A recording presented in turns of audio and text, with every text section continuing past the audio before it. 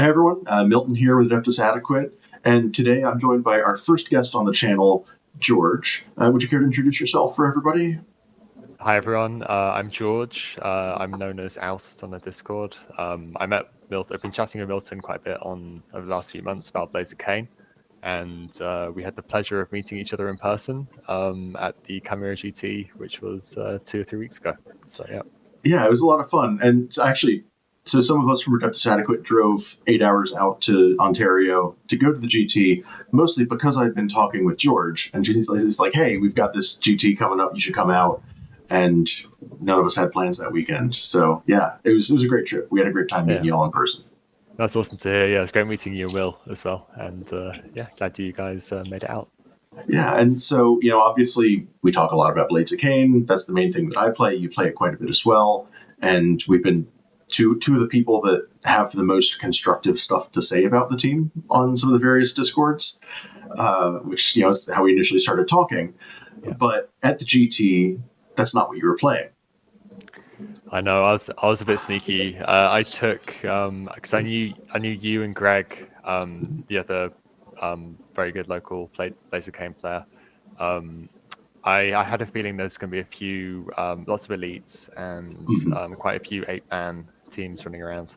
So I made the choice to take Voidscarred out for one last spin to see how they competed in this meta. Mm-hmm. And just it was quite cool to see the differences, the different type of elf play style, because I do think the teams are quite different. Yeah. And maybe to kind of see the similarities, differences, and maybe take those lessons back to Blaze of Khaine eventually. So Awesome. So yeah, yeah, we're going to talk a bit about Corsairs and Blades of Cain and how they differ. A bit about Blades of Cain specifically. Corsairs are actually the first Kill Team product I ever bought, but I ended up building them for 9th edition 40k, and so I've never actually played the team in Kill Team. I had them forever. I ended up converting the other half of my box into extra Rangers, and so then I rebought them somewhat recently and have them built. I'm working on painting them right now. Actually, they're right next to me, nice. kind of work in progress status. Awesome. But yeah, so I'm really excited about this because I'm going to get a chance to learn some new stuff about another elf team. Yeah, they're absolutely gorgeous models. Like I've had them. I think I originally bought them for my brother. I was going to paint them up and send them back to him back in the UK. But then as soon as I kind of got them assembled and started to put a bit of paint on them, I was like, no, I'm going to keep them for myself. Yeah, And they're really fun. yeah, they're a really fun team. And they've always been kind of like the second on my list of things to play. So like when they first came out in the edition, I thought they were really strong. I played them a bit in Kill Team 21 as well, and that was a bit of a different playstyle compared to the playstyle they have now. So the playstyle last edition was very much score early and kind of hang on. Yeah. While this one here in the new edition, you can be a bit more kind of conservative with your tempo of scoring, and you can play a bit more of like kind of like a longer game, which is quite interesting. I know some people who played them last edition don't like the Corsairs in this new edition. Oh, But really? yeah, Huh. yeah, because I think a lot of the cool flashy plays you could do last edition was kind of based around deploy light fingers. So in the old edition, you used to be able to do mission action for free, which Yeah. was led to some kind of crazy stuff you could do on Into the Dark, some crazy mission play, which was really cool with the 6 objectives. But this edition, it's like it still has its uses, but the team has kind of moved more towards kind of like a kind of control team. So just to kind of go into a bit about how I kind of see the team. It's compared to Blades of Khaine, where like the power level is pretty flat between the operatives. All the operatives you choose kind of can do very similar kind of things, right? They can move, they can shoot twice. The Banshees and the Scorpions can both hang in melee, which is pretty cool. And they're all pretty kind of similar. But the Corsairs have a lot more kind of like explosiveness with some of the plays you can do. And they're kind of a bit more flashy, I would describe them. So it's all about kind of like keeping your staying outside of your opponent's threat ranges, and kind of basically just engaging on your terms. whether Hmm. that be kind of like strat-based dashing to get into engagement range after you win initiative, or doing kind of crazy shenanigans with the Wayseeker's warp fold, which lets you Yeah. swap the position of two people, so which gives you a very, very large kind of threat projection, which is kind of cool. And they have like a really deep bag of tricks, because that's just kind of scratching the surface. And so for those of you that are watching, we played each other at the Chimera GT in the 6th round, right? That's the final round. Yeah, last Yeah. round. Yeah, yeah, which is nice. So I was playing Blades of Khaine into George's Corsairs on Into the Dark. He beat me soundly, but I'm really glad that we played the game, because I haven't played against Corsairs in a long time. And even having read the cards and being sort of on a base level familiar with what they do, there are definitely things that caught me off guard, like the Kernite Hunter, the Birdman with his ability to interrupt, and the leader with his ability to interrupt actions. You can make some like really difficult traps for teams to get around, and use them to control space in ways that are really interesting. Yeah, so often like the kind of the threat of what you're kind of projecting is oftentimes kind of more important than the actual threat itself. So you can kind of like you can there's a bit of mind games you can play with your opponent as well, where you could warn them, oh, if you stage there, I could get you. I have the option to getting you, but I might not do it. So you can kind of really control space like that, which is kind of cool. So the other big thing as well is kind of around the leader as well. So the leader is really kind of explosive. So if you give him an extra APL, his ability, his faction ability lets you, instead of just doing a free dash, it lets you do any action for 1 AP. So he's basically like a pseudo 3 APL operative that can be given a 4th APL through the comms, so that it can lead to some really kind of interesting plays where you could like charge someone. You could use light fingers to plant a beacon, then fight with balance if you have the ploys up, and then shoot someone after. So you can do some like really cool big kind of plays like that, which is pretty nice. Yeah, and another example from our game, there was a Turning Point 3, I want to say. You were able to, like, you put him up to 4 APL, and he was able to open a door on ITD, charge, kill one of my Banshees in melee, and then shoot something else with the Neuro Disruptor. And yeah, just like really cool, really explosive model that can just do a ton of work. Yeah, so that's the other thing as well. They have lots of access to stun, which I wasn't really kind of aware of until the event. So stun on, for those who don't know, stun on Into the Dark is really, really strong. Because what it lets you do is, if you have them on guard, and if someone comes in, so to make it clear for everyone, so the leader, the Felarch, has stun on his Neuro Disruptor. But then the Wayseeker also has a secret ranged attack, which no one really kind of talks about. It's got severe and stun.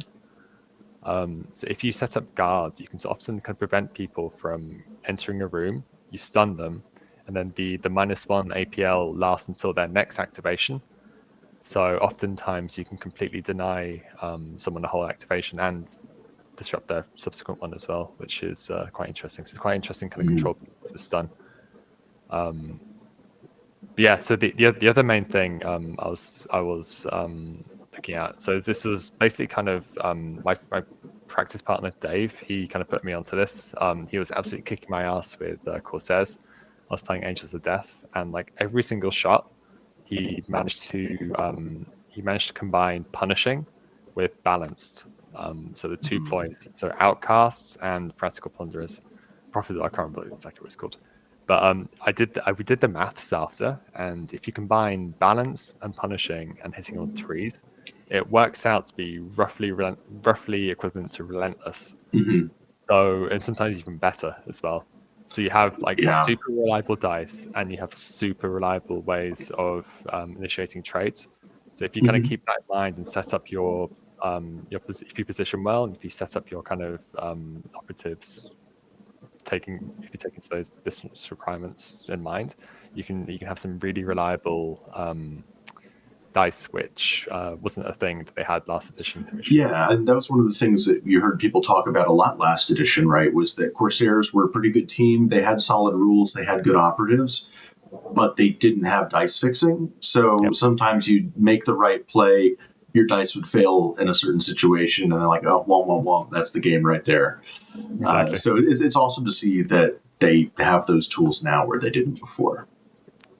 Yeah, and that's a big thing as well. So that was like a big part of my strategy at the event, was basically kind of using those two ploys on turning point 2 and 3 most games, and basically kind of obviously the dice can fail, like you can flub a roll and stuff, but on the whole, it adds like a big layer of consistency for your whole team as well, which is amazing. Which is really strong. Well, and it obviously worked out pretty well for you, since you only lost the one game to Max's Felgor, right? Yeah, he kicked my ass a bit. It was beat me too. Yeah. So that's the other thing as well, right? So I've been taking star charts as my equipment option, just because I think the team is really CP efficient, CP hungry. So as mentioned earlier, my whole strategy is kind of relying on those two ploys. So that's like 4 CP gone straight away. So I just felt like I needed, and oftentimes if you do the star strike, like if you do like an alpha strike turning point 1, you often, if you have the option, you often want to be taking initiative turning point 2 as well. So I just really felt like I was really CP hungry, and that's something I've seen people try to avoid taking. I think it's really good. Question for you on that then, because this kind of leads into a discussion that I've had with a lot of people about Blades of Khaine. How often do you find yourself getting an opportunity for an alpha strike on turning point 1? Is it something that happens often, that people usually just can't avoid the different lines that you have with your ranged pieces? For Corsairs or for Blades of Khaine? For Corsairs. Corsairs can get as far as they want, basically. Okay. So unless you have a way of guarding, they have the potential to hit you on most maps, I think. Okay. So the teams that can kind of really prevent it are Phobos, who have the track target from the marksman. And Necrons, who have the 5/5 ploy that lets the death mark. Okay. Yeah, so those two teams that can kind of deny it, and then the other teams that can kind of deny it as well are the teams that out-activate the 9 operative Voidscarred as well. So like the Alpha Strike's still pretty good against stuff like Felgor, but you're often probably going to lose a model depending on where you finish. So sure. Well, the reason that I was thinking about that is because one of the things that I've talked with a lot of folks about is, instead of staging models and turning point 1 to attack a model, is staging them to control space and trying to go second, so I get that additional CP to use on the various firefight ploys that I want to use. So do you find that you're like often kind of positioning to try and go second with Corsairs, or are you really gunning for that alpha strike and just figuring you'll get whatever CP you get? Depends on the game, I think. Okay. Yeah. So against elites, I was generally taking ammo cache as well, because you can use that turning points 1, 2, and 3 pretty easily because you're setting up waves. So I played Wreckers on round 4. Did the Starstorm Duelist Alpha Strike. I lost the initiative. But then he had set up a blast with the squig on another part of the board, so then I got to activate my Starstorm Duelist again and stuff. So there's ways you can. Any game where you get to activate that guy multiple times and actually shoot is pretty good. It's funny. I actually didn't shoot on the second turn. I ran him back away, and he came back out on 20.3, which was pretty funny. But I think against like some of the hordes, I'd probably be a bit more kind of cautious and set up. I'd play a longer game plan and probably temper that aggression a bit and set up for a turning point 2, maybe even turning point 3 push. So okay. Yep. So then I guess one of the big questions, you mentioned taking Corsairs for sort of one last go. Obviously, they're one of the Season 1 teams that is going to be declassified in September. Yep. Right? Yeah. And I know plenty of places are going to still run events using the declassified teams. But if that's kind of your last go for them in larger competition, what are some of the takeaways that you had from that you could then apply to other teams? So I think a lot of it was kind of this idea of like kind of threat projection, which I think you kind of touched upon a bit, where you basically set up in turning point 1, where you're not threatening anything in the moment, but you might be threatening something later on, either like later on in the turning point or later on in the next turning point. So you're kind of like, it's like in chess, it's this idea of like a prophylactic move, Yeah. where you kind of move your rook on like an open file just because you know, on like a closed file, just because you know later in the game this file is going to open, and you're going to be able to kind of pressure that. So I think a lot of elf play is kind of around that, where you're kind of using your extra inch of movement to kind of threaten where your opponent could stage or where they want to go, and then just kind of pouncing on them when you do. So it's funny that you mentioned chess there, because literally earlier today I was thinking about this exact same concept and how to try and like put it into a video to talk about different ways of staging. Yep. I'm not very good at chess, but I enjoy it. And I was reading some different chess articles from some grandmasters talking about positioning, controlling space, to kind of use that as a framework for a video. So yeah, it's a concept that works really, really effectively in Kill Team as well. I think so. Yeah, I think this whole idea of staging, right? So to kind of like we're talking about this over beers on the second day, right? We're talking about kind of this idea of like kind of kill team general theory, and I think this idea of like kind of trading that would be good if the kind of community kind of came together and kind of defined some terms. Yeah. So how I see a trade, I see it in like kind of 3 parts. You have first, which is the opportunity to trade. Then you have the trade itself, and you have what happens after the trade. And there's like different asymmetries on each of the different phases. So for example, like a Banshee on like a vantage point is really good at threatening something non-reciprocally. So it can initiate the trade, but once the trade has happened, they're going to be unengaged, exposed, and they're probably going to die. Yeah, right? absolutely. But then the Scorpions flip that on their head, right? So they don't have any way of like kind of manipulating kind of threat ranges aside from having 7 inches of movement.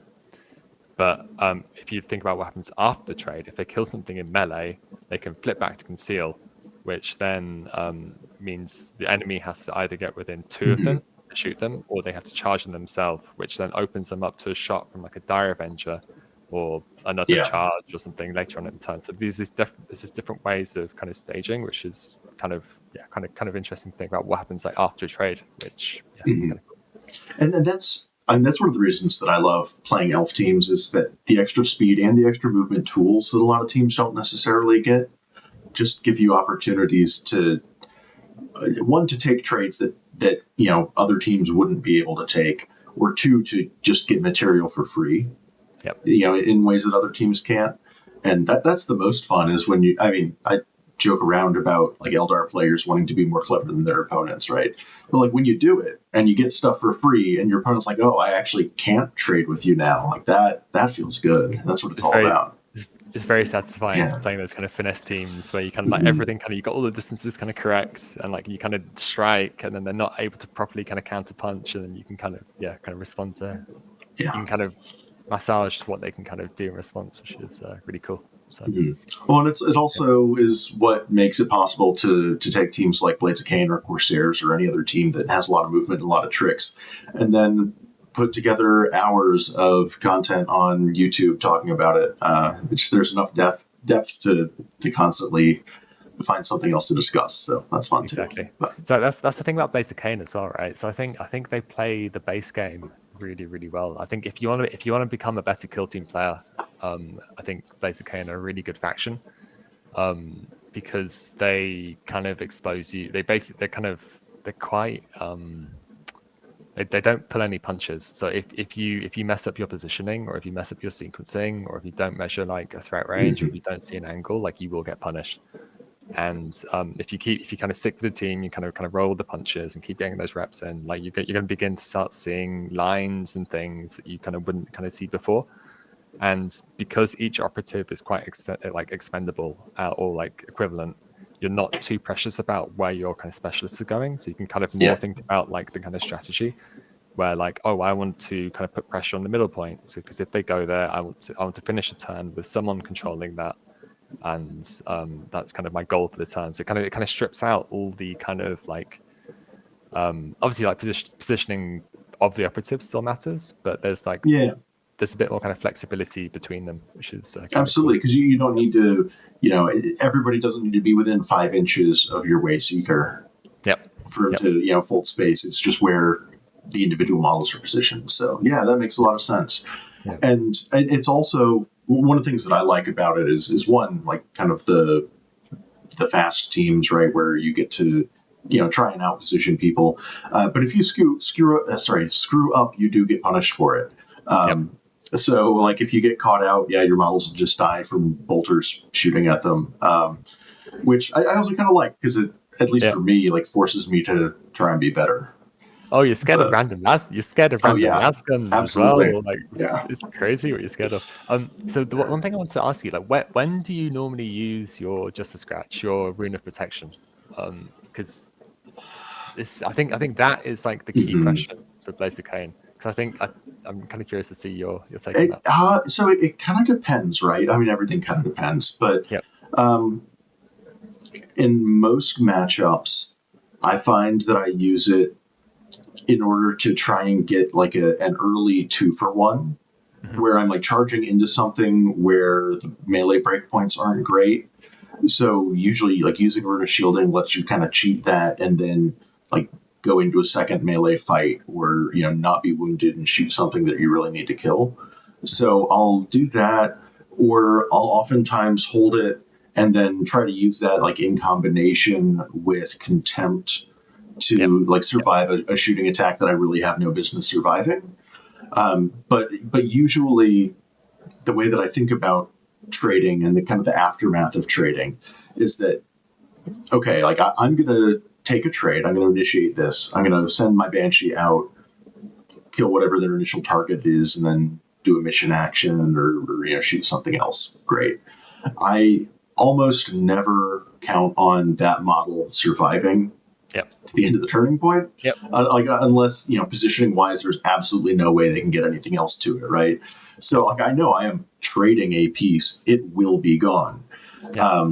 So I usually try to save the Rune of Shielding and contempt for things that they have no other way to attack that turn, or if they are able to get like a really crazy line onto a ready model. Those are the ones that I care most about trying to keep around. But where do you fall on that? I'm kind of the same as you. I thought what you said just then, where like if you once you kind of expose a piece, I'm kind of expecting the elf to die. So I think but sometimes you get those shots. I actually played a really interesting game against my friend Jason, who's a Rattling player. He won initiative, and he set up his grenade man to throw a grenade at a Banshee on first activation. And so I was like, okay, the Banshee's probably going to die. We'll see what happens. And I was kind of planning what I was going to do to kind of punish him on the other side of the board. But then he kind of ran up, threw the grenade, like I think 2 1s and a 2 or something. Or he got 1 hit or something.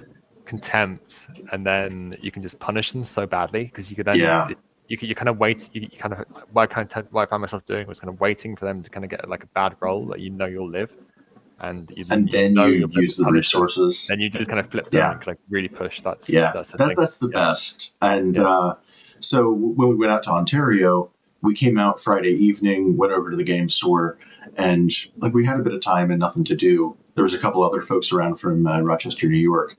So Will and I both played a game Friday night as well. And I was playing into Tempestus Aquilons. And that's like a kind of I think it's a decent matchup, but it's a kind of weird one just because of how they can move their drop marker laterally and how much of the board they can get to with really good shooting threats that can easily delete any of our operatives. And I mean, we're playing like the night before a GT, and it's already evening. So like, I'm here to play a fast game. I'm going to try and make some things happen and kind of limit test a little bit. So like I took the Dire Avenger Exarch with a Shimmer Shield and a portable barricade because it's funny. Yeah. which I ended up doing in the tournament when I played Aquilons too. I just played it smarter in the tournament. I I say I love the operative. So that was so there was one of my locals, Andrew, who's taking a little break from the game. He played a lot of Blaziken last edition. He's old man 2 years in the Discord, and he that was his pet thing to run. Like it didn't matter what it happens. But then I've seen the power of it. Like the 3+ in Bond save Yeah, against the shooting teams is if you're in really cover, good. it's a 2-up. Like Yeah, that's insane, yeah. right? Yeah, and like with Yeah. if you basically they need two shooting attacks to kill it. So you can tank a melter if they don't roll more than 1 crit. You can tank like a melter bomb. You can tank a lot of plasma and stuff. I mean, just if they can't deal with Or it melee. what happens in this particular Yeah. game Friday evening is you just kind of run it all the way up the field too far forward, and then they get like 3 crits and a hit with their plasma gun, and okay, you got me. Yeah, it happens. But on the same turn, they drop their Melta grenade guy down and were able to get in range to to attack one of my scorpions. And very similar situation, he rolled really poorly, and I used contempt. He only has 1 hit. We're shielding that, and then pretty easy to trade into it. Do you ever find yourself using forewarned? Very rarely. Okay, because I think it's actually quite good on 20.3. Again, it's like a kind of shooty team where you've kind of exposed a few threats, and you kind of know you're gonna get 1 or 2 shots against you. And then if you combo that with if you've still got the rune of shielding remaining, and if you have contempt up, you just want one of those attacks to fail, and then you can kind of punish. And I looked at the odds, and it's actually gives you the equivalent of a 3-up save. So let me actually grab them. So I don't use it often. When I do, it's generally on turning point 3, and because of the way that I tend to try and position really safely turning point 1, on turning point 2, I'm almost never having ready operatives get shot. Yep, I'm saying it's more of a turning point 3, turning point 4 thing. Yep. Yeah, but like in those games where like something, they can attack a couple of your models on their first activation, so something's going to be ready and shot at. Then it gets quite useful. Yep. Oh, so the other thing that I thought was quite interesting with Blaziken, we're slightly chatting about this before, right? With Alex and Thomas, we're talking about like the team compositions, because that's like a question that often happens. And so what do you usually default to? Like, what are you usually running? So I kind of follow the same kind of school as Greg. He says to pick your tack up first, and then pick the operatives that kind of do the tack up, basically. So I know like a lot of the people when they're first starting out, I'd probably recommend take plant beacons just at the beginning, just kind of get a feel for the team.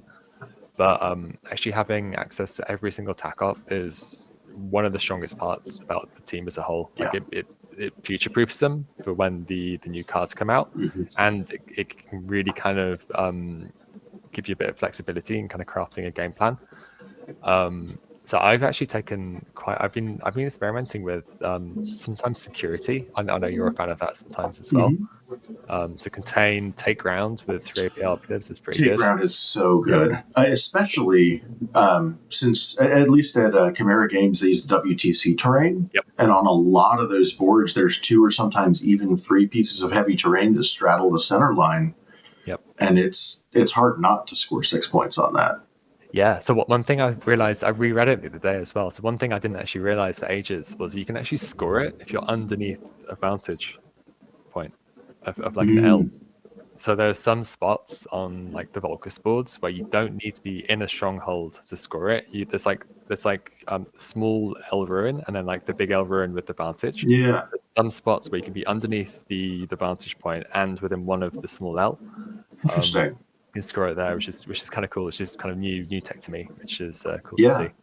Well, and I think that and one of the things that I did in Ontario was I took take ground more, partially because of the WTC terrain, but it was definitely a learning experience in like how strong some of the security tac ops can be if you like really plan around them and your opponent doesn't. necessarily. Yeah, No. I think people are beginning to figure out how to play around plant beacons as well, because it's not free. Like Yeah. it's very action intensive. Like there are some crit ops like loots or coordinates where you're going to be wanting to do 2 extra mission actions a turn, maybe even sometimes 3. Hmm. It just means that it kind of really taxes your team. And if you're up against like a faction like an elite where you need to spend every single one of your actions kind of Hmm. killing or not getting Absolutely. shot, like it just gives you Well, something else. and with Blades of Cain and Corsairs to a lesser extent, just because they have an extra body. If you've got to put something across the center line in what's usually a kind of exposed position, you're probably trading an operative for that point most Yeah. turns, and like you may still, be in a fine position, especially if your opponent's doing the same thing, right? But if your opponent has a game plan that doesn't involve them throwing away operatives, and you do, you can run out of material real fast. And so that's why, like for quite a while, I've been a big proponent of confirmed kill into elites. Yep. I like that. And like I'm here to try and kill them. I need all my activations to kill them, so I'm going to try and do that as efficiently as possible. I think that sort of game plan makes a lot of sense. I'm also, and I've said this before, so this isn't new information, but I'm really bad at plant beacons. Yep. I feel like I'm pretty good at kill team, but man, am I bad at that tack up. We've all screwed ourselves when you kind of put it on the wrong flank and you kind of all your other flank collapses and you kind of can't know what to put it. Yeah. So and because I'm like really trying to preserve models for the end game, right? It just, sometimes you end up in situations where like, okay, like there is no way that I can keep all my models alive. And sorry, the cat is jabbing me in the back. It's almost dinner time. I've really been playing a lot of other tac ops and finding it a bit more successful for me. Yeah. So the other thing as well is so like for example with like confirmed kill, right? So on some crit ops, if you're against like an elite team, you know that if they want to go even on crit ops or go 2-1 on crit ops, they're going to have to put something on the middle point. Mm-hmm. So at least on turning point 2, if they do that, you will have 2 activations to kill that operative, basically. Or they sit back and then you can even go for the 2-1 that first turn. And so I think kind of like tailoring your tack up depending on what the mission is and who you're up against is like a really important skill for this team, which is pretty cool. And even something like implant, I know people think that's a bit of a joke tack up. People don't like it, but I've actually taken it against Plague Marines on Into the Dark. So what I was doing is, if you think of Into the Dark in 3 lanes, you only need to win 2 of the 3 lanes to win the game, right? And they're so slow and you're so quick. So what you can do is you can implant someone with a Banshee Scream, turning point 2, and then just abandon that flank, run to the other one, and that's 3 points in the game. And then what you can do throughout the rest of it is if you just implant 1 per turn, you can easily hit that 5, and it's super action efficient. They're not going to be expecting it. And, that's fair. Yeah. And I mean, especially into Plague Marines, there's a non-zero chance that you don't kill something turning point 2, right? Yeah. So if you're on confirmed kill, it's possible that you don't get any there. Makes sense. Although I will admit that I'm usually a big detractor of implant. I have some hot takes on how bad it is. So.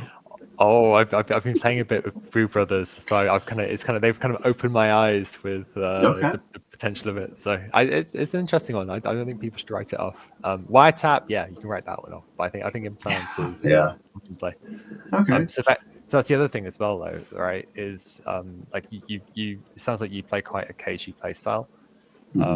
So I did try Overrun and surveillance. So the Spanish guys are really big on surveillance, and there is some quite big synergy with the Scorpions. Being able to flip back to conceal or like hatchway fighting on conceal. Yeah, you can like still do some things and end up on a conceal order where a lot of other models can't. Yeah, which is pretty good. But then it does kind of force you to get up the board where you can where they can trade models later in the turn. So it's the idea of like kind of like keeping your shadow boxing, kind of keeping your opponent at bay.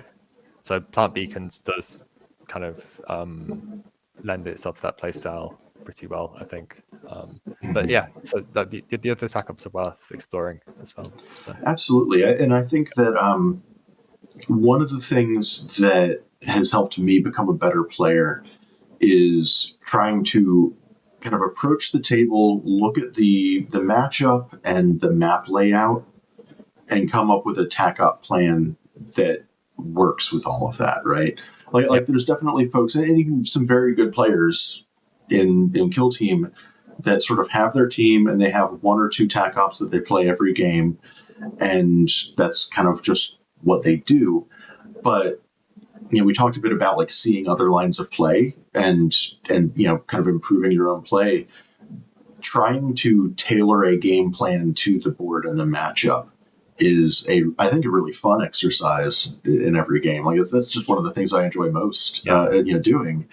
keeps it fresh. But yeah, and then it just gives you more ideas to pull on in future games, right? Like it gives you other ways that you can approach an individual table or matchup that your opponent might not have considered, and you can certainly outsmart yourself and lose games when you pick wrong. I've certainly done that, but you can also win a lot of matchups in ways that people find hard to counter just because they weren't. They're expecting like elves, they're going to plant beacons, and then all of a sudden you're playing security, and they're like trying to run up the board into a Dire Avenger Exarch that's double shooting them every turn. Like it's bad, not where they want to be. Yeah, even like contain. So I took contain against Phobos, which on paper on map 2 Volcus, which is like one of the skinny ones with the big thing in the middle and like 2 sides, right? So like that sounds insane on paper because they're really quick, they can kind of get everywhere and stuff. But then I kind of thought about it, right? They're probably going to take Plant Beacon, so they're gonna need people on the midboard. So if it's basically just kind of like a waiting match until they commit. So you can play really patient, force them to make the first move, and then basically pounce on them. And it went really well. And like contain against Phobos sounds a bit crazy. It was unexpected. He thought I was going to plant beacon, and I was measuring stuff, trying to show that I was like maybe thinking about plant beacon and stuff. So yeah, there's some fun stuff you can do. The other thing as well is the big massive change for Blades of Khaine was from last Data Slate as well, is the heavy barricade. I'm a big fan of that with for the Banshees. So what it lets you just do, like to put better staging space for them. Yeah, lets you, because you can fly over the top of it. It basically lets you pressure them. You can kind of tailor where you want to kind of pressure the middle objective.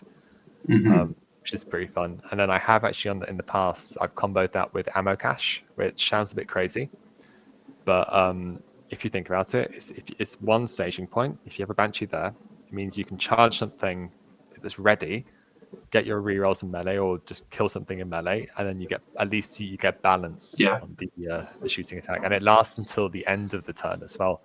So if you're ever setting up an Overwatch, a counteract, you also get rerolls for that as well, which is actually pretty good. Yeah, that's pretty cool. I never really thought about that. So to be honest, I don't play with a whole lot of the deployable equipment because I don't know. I probably should use it more, but I've just figured like I'm fast. I'll figure it out, and then like use equipment for other things. Do you ever use smokes? Yes, smokes are one of the things that I end up using most outside of the faction equipment. But like the faction equipment for Blades of Khaine is pretty good, so. I end up taking the Rune of Shield and Rune of Foresight and Wraithbone Talisman in like every single game. Yep. The Foresight one's the initiative one, right? Yeah, or I might have that wrong with Prophecy, but the one for the initiative rolls. Oh yeah, that's the other thing I was wanting to get on the soapbox about. That is one of the best pieces of equipment in the game.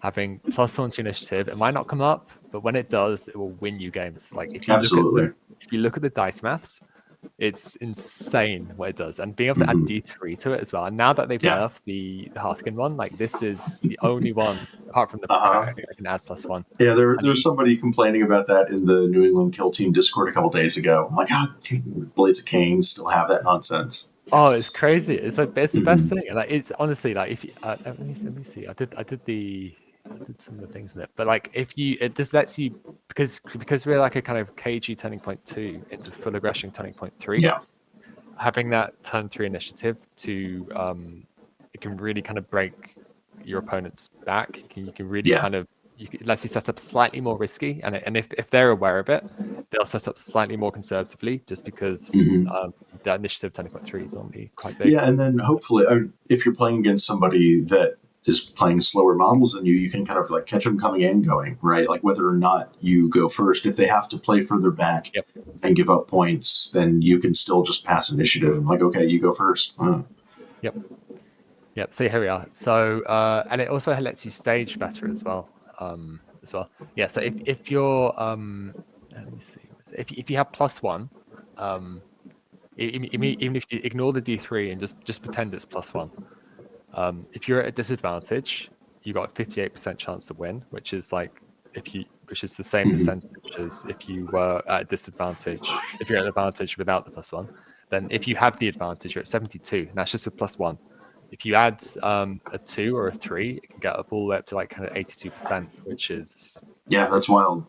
So, and like initiative is probably one of the strongest things in the game, and it's something that it's all about managing risk, and having something to kind of smooth that is really strong, I think. Absolutely.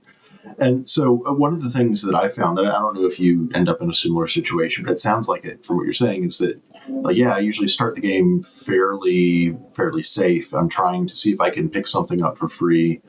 But then once trades start happening, I feel like there's usually a point where I'm like, okay, I'm going to hit the gas, and we're just going with everything all the time, as many shoot actions and fight actions as possible, try to pick them off the board.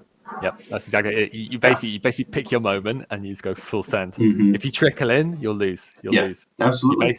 But you have to kind of like play cagey, and then as soon as your opponent, you kind of catch it, you just have to sometimes just go full send, charge, fight, shoot, move, shoot, and just try and overwhelm them with threats, and hopefully kind of pick some more stuff up next turn. So we're like the team's named after the god of murder. Like we're playing kill team. Let's go. Yeah, it should be called Pistols of Khaine, though. That's, yes. Yeah, one gripe. We've certainly talked about it a bunch. The pistols are so good. So good. Oh, and I mean, even people that I've played against a bunch that know what's coming. Like, they know how hard they hit. They're like, surely, I'll be fine. This Space Marine won't die. He'll die. It's gonna two die. shots from Asus's friendly gun. Like, it's kind of insane. And like having the 3 APL is so big as well. Like, not playing a team that can double shoot and double fight, and you have to set up your 3 APL. Like, it's really strong. So there's definitely, I'm kind of coming back around to the discussion of Corsairs. There are a lot of great things about Corsairs, and a lot of things that they do very well that Blades of Khaine don't necessarily do, like having any piercing weapons. But being able to shoot or fight twice is a hell of a drug. Yeah, and rending's kind of pseudo piercing as well. Yeah, like I kind of see it as like 0.5 piercing. So if you roll a crit, which is about a 50% chance, maybe just without any rerolls, and if you have ceaseless, it bumps up to 61. So 61% of the time, you're going to be retaining at least one crit, which bumps up to seconds. And then that's if you just keep through weight of dice, your opponent will just chip your opponent down. Yeah, and it's funny because, like, a lot of people have been talking about that with Blades of Khaine more recently. Just like everyone sort of figured that out now. But that wasn't the case for the longest time. No, I know. And it just like now everyone sort of gets it. It's like, oh, like this team is actually terrifying within 8 inches. Yeah, it's pretty fun. Sorry, I'm trying to think if there's something else we need to touch. Do you ever take cracks, or where do you sit on that? So I've been kind of on a journey with that. I used to take them a lot, and then people sort of convinced me with the damage calculator that, like, well, Shuriken kind of deals just about as much damage even into Marines. And at the time, I was sort of taking them into some of the Marine matchups to tax their CP because they had to use their ploys to ignore Piercing 1. So I figured, like, I'll use it with my scouting equipment and then, like, try to make them spend their CP on that instead of other things they really want to be doing. More recently, I've stopped taking them but Greg has been talking about them a bunch on the Command Point Discord, and is making me reconsider that. Yeah, So, like, how about you? Yeah, I don't normally take them. I think the only time I take them would be if I took a Dire Avenger Exarch with the Dire Sword, just to give them like a range option. And like I like to keep my I like to reserve my what's it called? Purity Seals. What's it called? No, Wraithbone Talisman. Yeah, I like to reserve that more for melee, just because I think hitting the 3 dice is quite important. It's huge, especially when like I find that I don't very often use Ruthless Poise, just because you're not charging ready operatives often.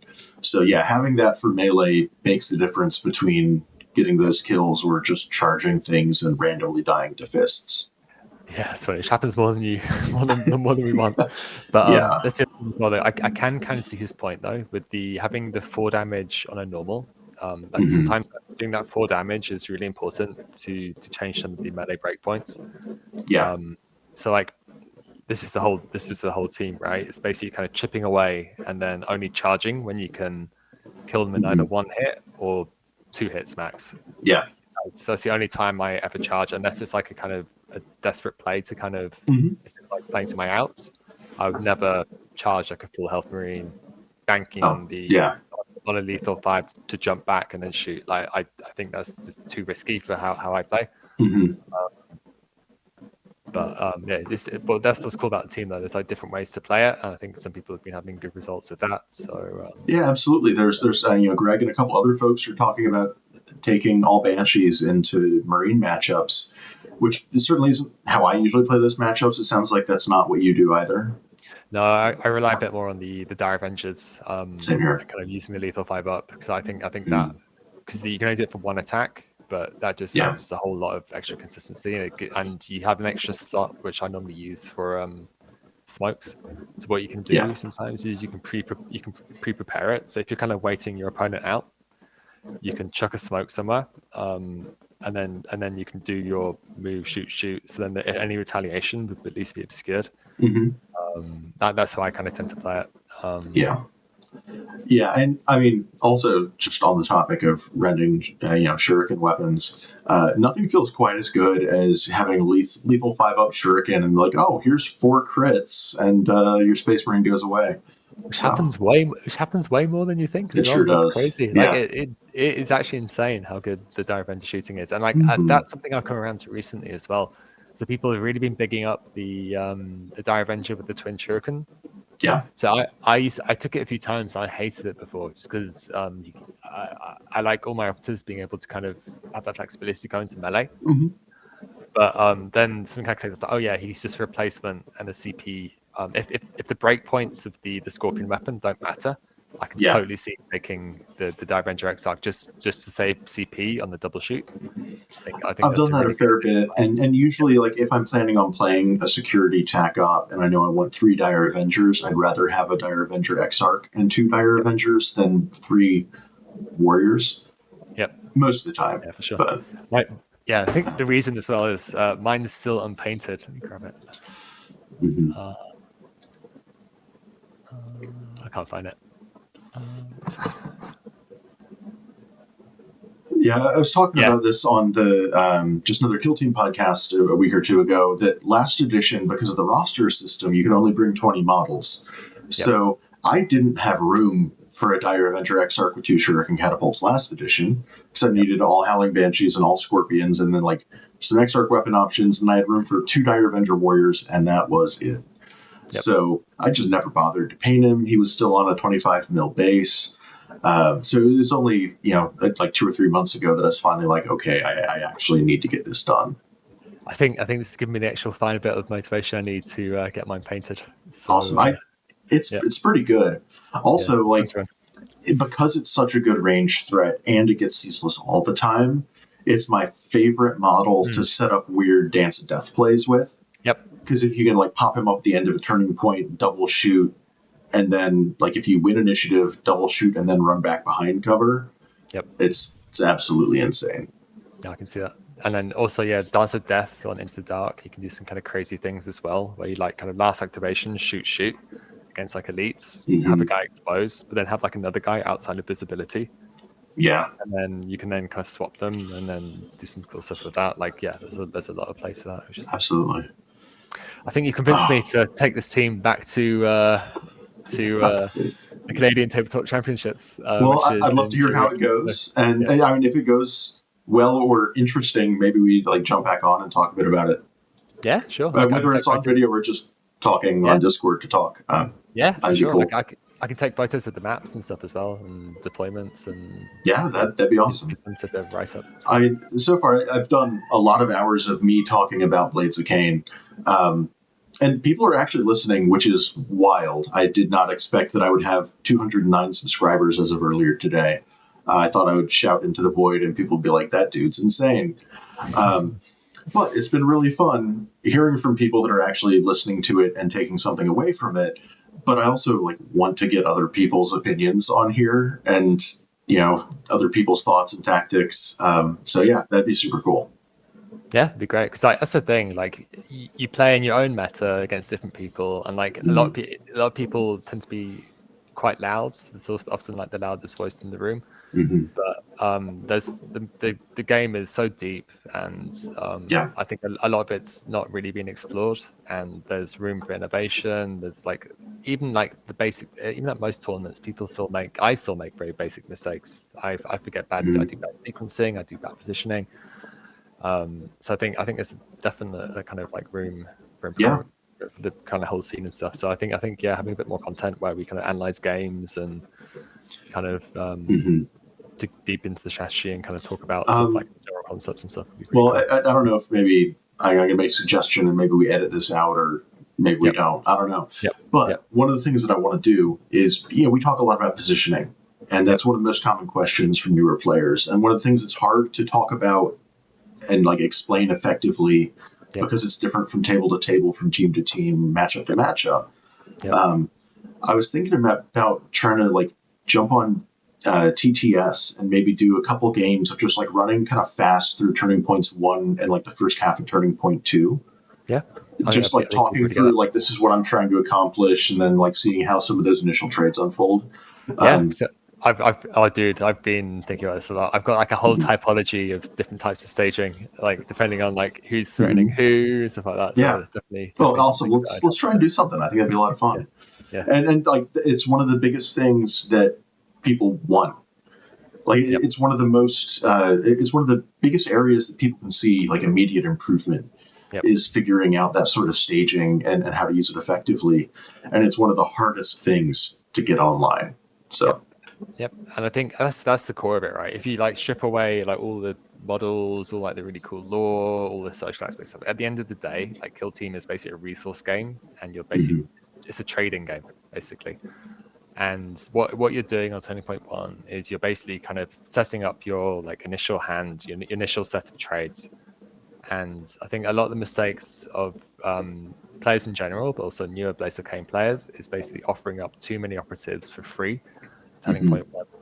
So ideally, on Turning Point 1, at the end of Turning Point 1, beginning of Turning Point 2, they shouldn't have any way of charging or threatening you unless it's on your terms.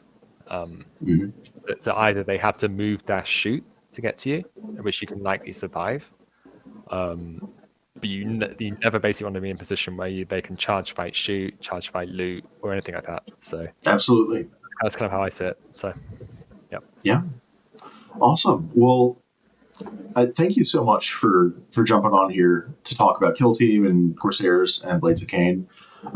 It's been a lot of fun, and hopefully we can do it again soon. Yeah, for sure, man. Thanks for having me. I love your channel. I love all the work, and I love like how passionate you've been about the team, and like it's been great, our chats, and like it's really you've kind of inspired me to play Blades of Khaine, and it's been really good. Thanks. I've really I mean, we can cut this whenever we cut it, but I've really enjoyed talking with you a lot too, because one of the reasons I wanted to do this channel, one was because I was mad because everyone said this team sucked, and they don't. But two, in Vermont, we're kind of far from almost everyone except Montreal, and I wanted to kind of connect to more of the broader Kill Team community out there. Like I want people to be like, oh yeah, Vermont, there's Kill Team there. Like maybe we'll go and play in, when we're like on vacation there. instead of our first time we went out to Maine, and they're like, "There's kill team players in Vermont? What?" So sounds lovely. just trying to like get out there and make things happen, right? Yeah, for sure. Awesome. Well, thank you so much. I guess I should do some sort of sign off thing. Thank you again for coming. Thank you for everybody that's watching. We'll hopefully do some more talking with George soon about Blades of Khaine and Kill Team in general. If you have any questions about anything we talked about, feel free to hit me up on Discord or on the YouTube comments. And if there are questions for George, I'll forward those over to him. He hasn't said he's fine with that yet, but I'll do it anyways. I'm good with it. Okay. I'll talk about Kill Team all day. Just send me a Excellent. message or ping me in the Blades of Khaine channel. I'd be happy to help with Milton. So. And thank you all for coming, and see you soon. Yep.